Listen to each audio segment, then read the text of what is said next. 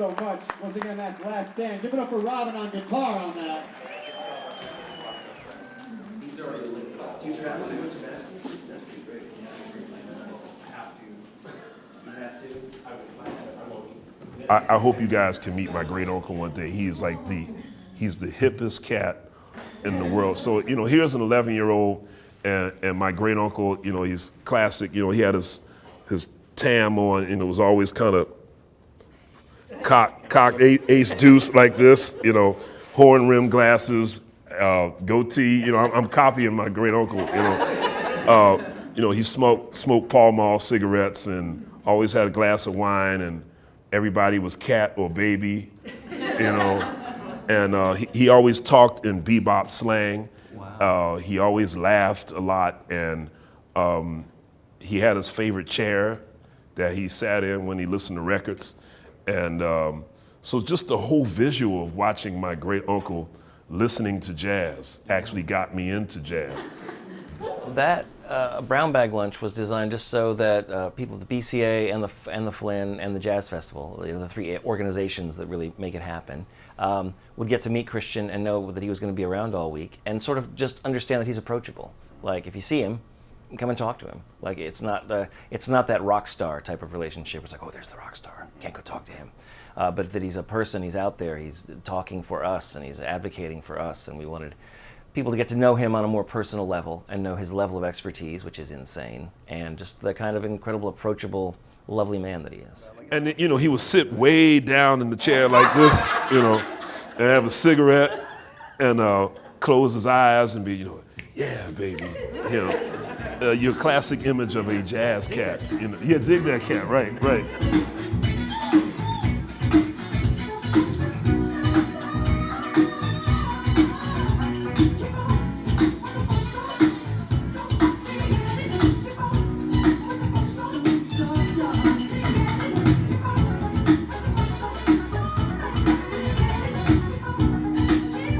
He loves to do this DJ gig. It's one of the things he's been doing lately, DJ Brother Mister. And he loves to get behind the turntables and play vintage soul.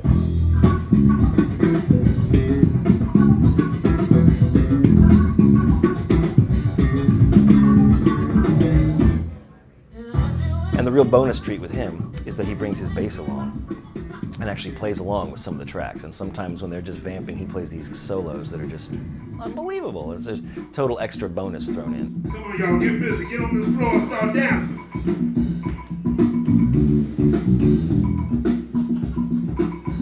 Can't watch funk, got the feel funk.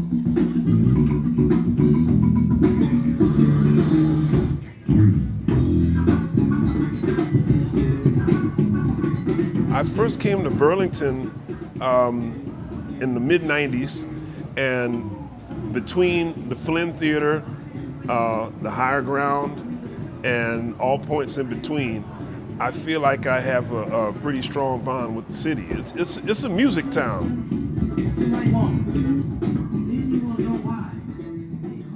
I'll probably play it on that tune first. Nice. Nice little tribute. Ready to roll? Yeah, we are live. All right. Are we live? Yes. I am Brent Hollenbeck. I'm arts and entertainment writer at the Burlington Free Press, here with Christian McBride, who many of you may know is probably the best known and most highly regarded bass player in jazz today. So it's really cool to have him here at the Free Press. So thank you for being here, Christian. Pleasure to be here. Here's Christian McBride.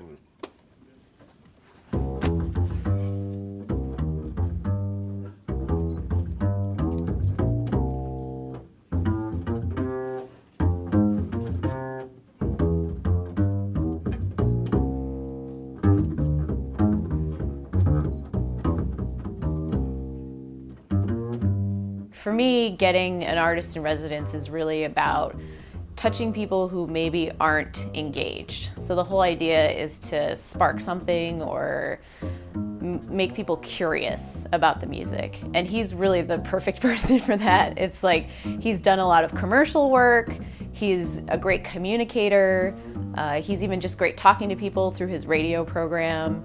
So I think he is really one of the great ambassadors of the music.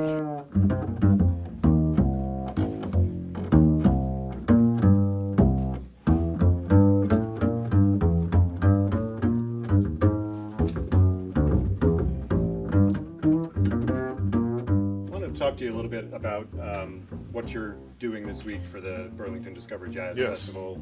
Yesterday I spoke to 2 high schools. I went to Essex, and it was Middlebury High School, yeah. And I heard both of their ensembles, and they were amazing.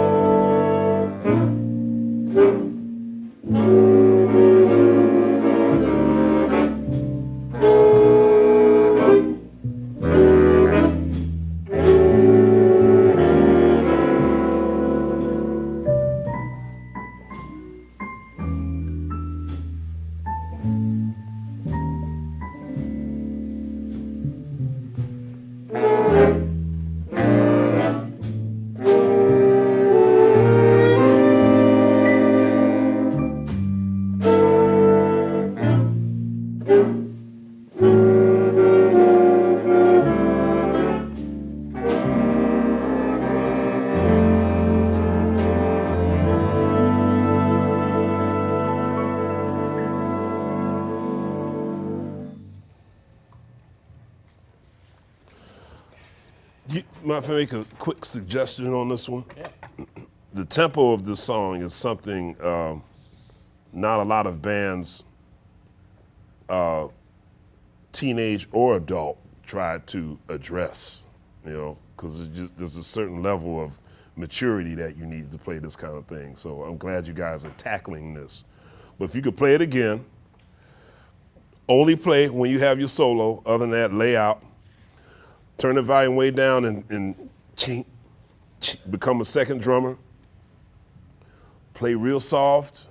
Try not to rush, so you guys are all together. When you play a tempo like that,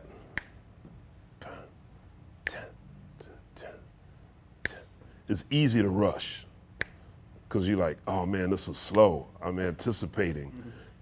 When's the next beat coming? Hurry, Think triplets.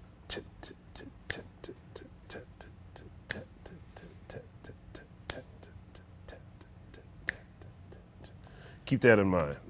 Run it one more time.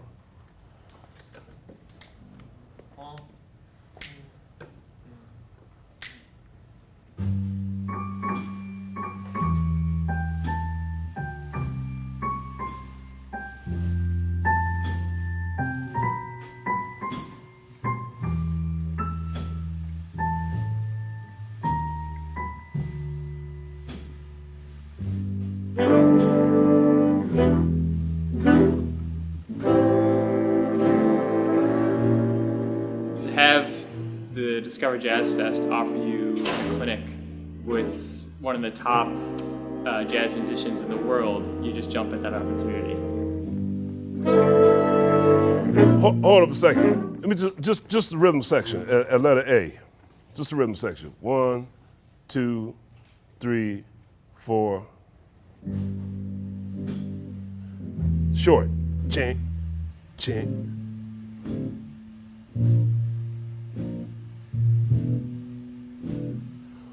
But dig in a little more. Like turn the volume down and really.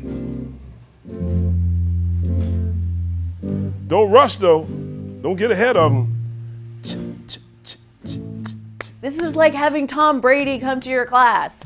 This is the level that he's at. And so when he arrived, the kids were already excited, they were engaged, and they were happy to see what he was going to teach them, and they were excited to learn. As an educator, you're always trying to provide them with models. And Christian McBride is a fantastic model to have, and to have him reiterate some of the things that we talk about, but have that perspective of a world-class musician, it makes a huge difference. I definitely learned the importance of rhythm and how to keep that rhythm, and know that, well, not only counting is important, but you also just have to kind of feel the rhythm as well.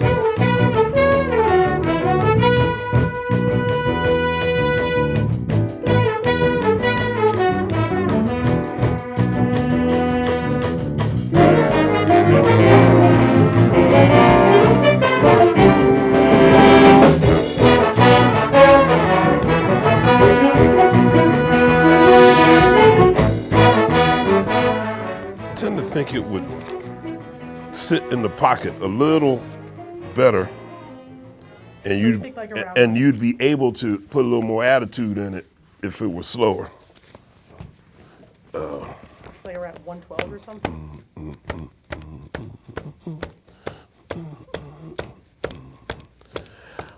Whatever that is.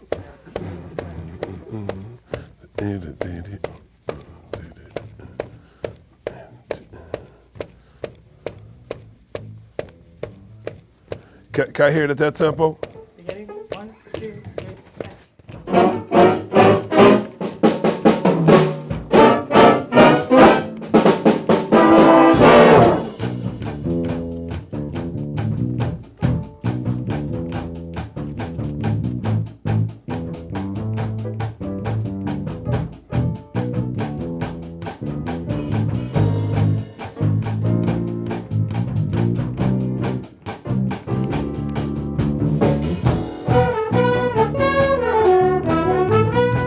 And the title of the song, Brother Mister, comes from a prefix that James Brown used often. He always called everyone by their last name. It was Mr. such and such, Ms. such and such, Mr. such and such. But once he started to feel comfortable with you and he really liked you, then you became Brother Mister.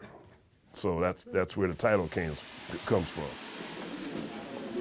So, ladies and gentlemen, Christian McBride just arrived, and he's just drying himself off. We're going to start the Q&A in a few moments. And tonight, we're going to ask you, because as many of you know, we are filming the shows for PBS.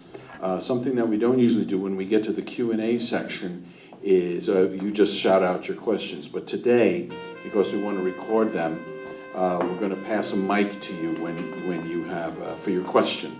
So wait till the microphone person comes to you when you have your interesting and probing question. All right, so that's how we'll do it.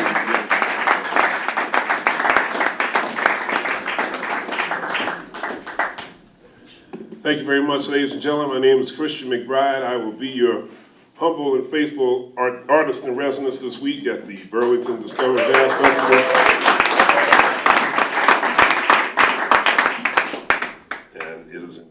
Pleasure for me to help with the Meet the Artist talks that will commence right now. I'm sure you all know this man, just one of the greatest musicians in the world. We played together many times, not nearly as much as I'd like to, but he is one of the best pianists, one of the best composers, leaders, arrangers. He does it all. Mr. Aaron Goldberg. Aaron Goldberg. Please welcome Miss Mimi Jones. Mimi Jones. Let me bring Christian McBride to the stage, who everybody is out here to hear. Many of my favorite parts of James Brown's records were Fred Wesley's trombone solos. That's why I picked the trombone, because I wanted to be Fred Wesley. And when it was obvious that I had no talent for the trombone, that's when the brass instructor said, well, look, I hear you play the electric bass. Why don't you play the double bass? Mm-hmm. I was like, all right. I don't really want to, but, and he's like, come on, do it. I'm sure you'll love it. Why would I want to play two basses? That's stupid. Little did I know that was the best decision anyone's ever made for me in my life. So I picked up the acoustic bass and I'm looking at it and thinking, well, okay, 4 strings, same open strings, E, A, D, G. Okay, it's probably a very oversized vertical electric bass. And that's how I started playing it. I picked it up and started playing Billie Jean. Everybody was looking like, oh my God. I was like, what's the big deal? It's just a big electric bass.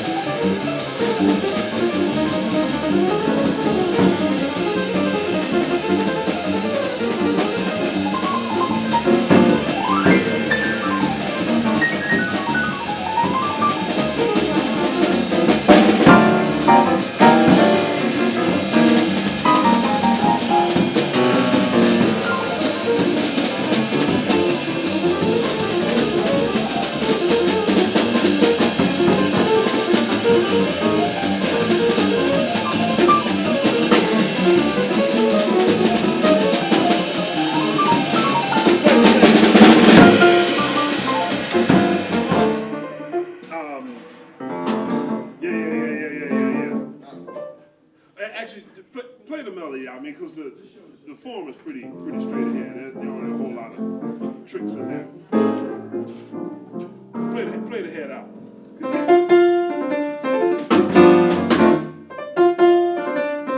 Christian McBride appeared while still a teenager as this incredible bass player from Philadelphia who had a great sound, great technique, great time playing, and very inventive, and knew enough music that he could play with a wide variety of people. He alluded to James Brown a couple of times, but he's as into James Brown as he is into Ray Brown. I might play, you know, Povo, Freddie's tune. Oh yeah, I know that.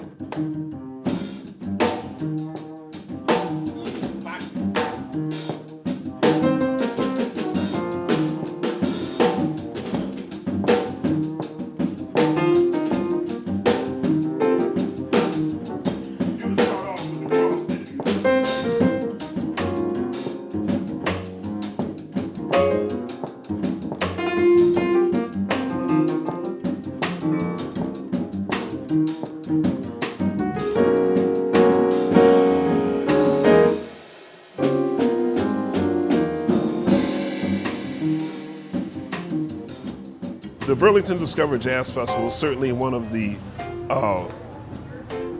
it's one of the very few jazz festivals that is as advertised. Most jazz festivals are not jazz festivals. Most jazz festivals are rock and funk festivals with a couple of jazz groups to justify them using the word jazz. But this is really pure jazz, and the level of musicians that play here, all of the stuff that's going on outdoors and in all of the theaters, it's the highest of the high-level festivals.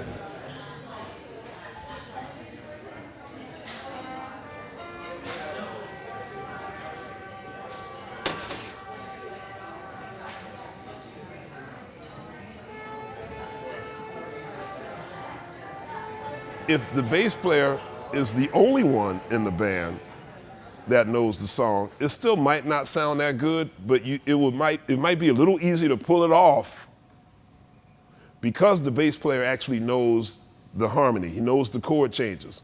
And here's my example. If somebody says 1, 2, 3, 4. Da, da, da, da, da, da.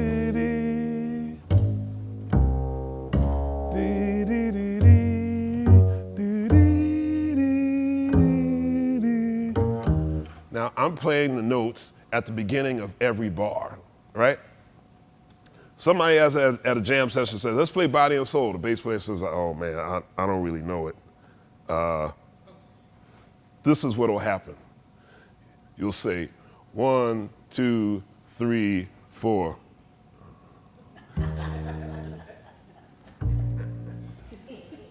You're waiting for the piano player to play the chord so you can get.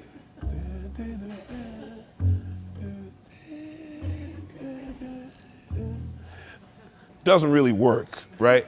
You know, on the calendar, he was supposed to talk for 15 minutes, you know, and he talked for about, an hour and a half, it seemed like. And it was one of those really rare events that went an hour and a half over and nobody cared. I thought I learned so much at that lecture. Do you play bass? Me? I'm going to show you how simple, I'm going to show you just how simple this bass line is. All right. Have you ever held a bass before? I have never touched a stringed instrument before, but I listen to it a lot. You know what? This bass line is so simple, even you can play it. All right, do it. Here, come on. I'm taller than I Here, am. let me lean it a little. right. Yeah, there you go. If you could put your finger right there. Yep. And right there. I hold this down. Yep, hold that down a little further that way. Okay, now play this and keep your finger right there. Just go like this.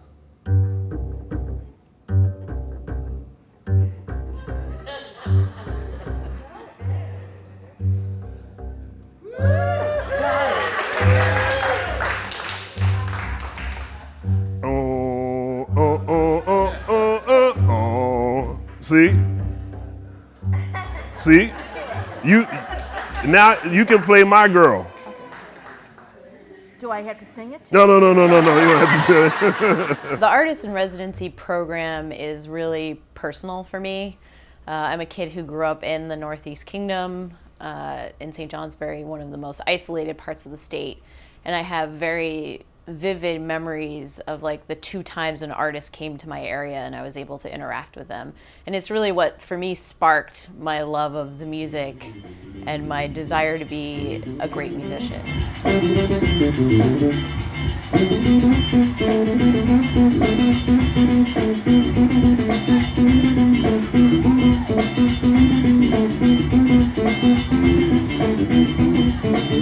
So being able to see an artist in person and have them sit beside you and play with you is a whole different experience, and that's really what fuels me and made me want to create this program.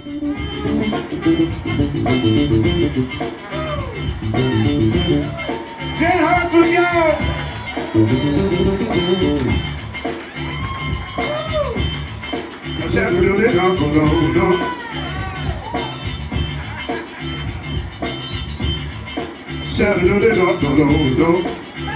Shake your booty, yeah. Well, wait. He doesn't know what he's talking about. Right. All right. So the name of your nonprofit is Jazz House Kids. Okay, and you tell them about. No. Because they're very We're going to do our Ali right. and Cosell thing. Cosell?